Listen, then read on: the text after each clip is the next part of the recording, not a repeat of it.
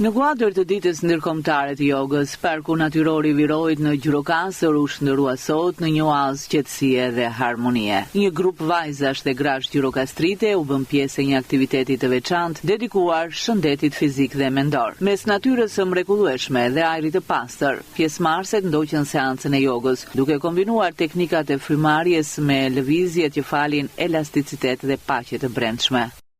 Prej 3 muajsh jemi futur në grupin e jogës me coach Elvirën.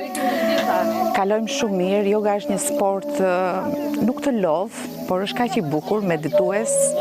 Është një sport që të bën t'i kushtosh shumë kohë vetes, të ndihesh mirë me veten. Dhe gjithmonë motoja kjo ka qenë, ti jesh mirë me veten, dashuro veten tënde, kështu thot Elvira. Është një sport që të bën të ndihesh veten të lehtë, të bën të harosh nga problemet e ditës, të mendosh më shumë dhe më mirë për gjërat e bukura në jetë dhe jo për gjërat negative. Stresi jashtë, thot trajneri në stërvitje, dhe me të vërtet përpiqemi që gjatë stërvitjes në yoga të kemi veten të çliruar nga stresi.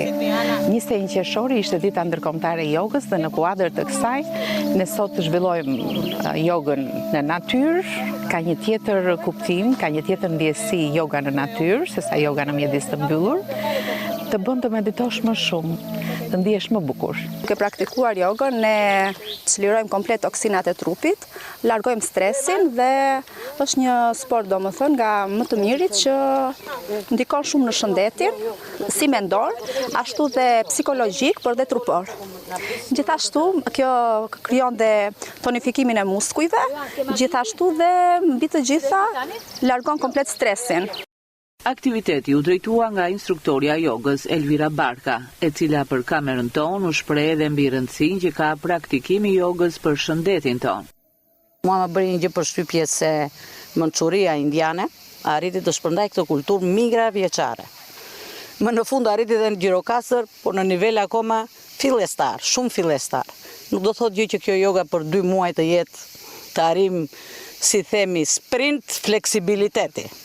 E kuptoni, sprint është ajo fjala shpejtësi, vrapimi i shkurtër shumë i shpejt, po këtu kemi lidhje me fleksibilitetin, me paqen shpirtërore, me energji pozitive, me mendje të qetë, me tru të pastër, me vetveten.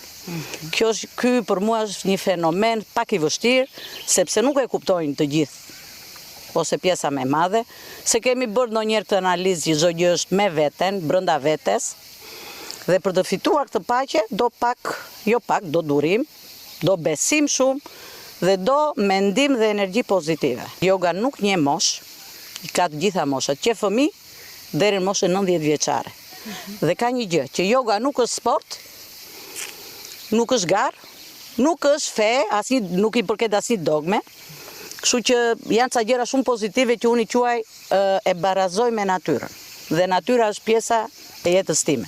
Të heq stresin, ankthin, pagjumësin, të krijoj premisa të tjera për një jetë më aktive, me energji, me humor të mirë. Sot ishte një seancë natyre, shpejt erët në mëngjes, e bëm në shenjë të ditës ndërkombëtare, 21 qershor si dita ndërkombëtare e jogës, që gjithë bota dolën, New Yorku dolin mes të asfaltit dhe punonte jogën, praktikonte jogën, se kjo është praktik, nuk është sport. Ne erdhëm në virua këtë mundësi që kemi për të pak të hapësirë, natyrë, pak ujë, pak lagështi dhe pak freski, të gjitha. Ky aktivitet solli së bashku gratë e çdo brezi, duke përcjellë një mesazh të fortë mbi rëndësinë e kujdesit ndaj vetes dhe jetës aktive.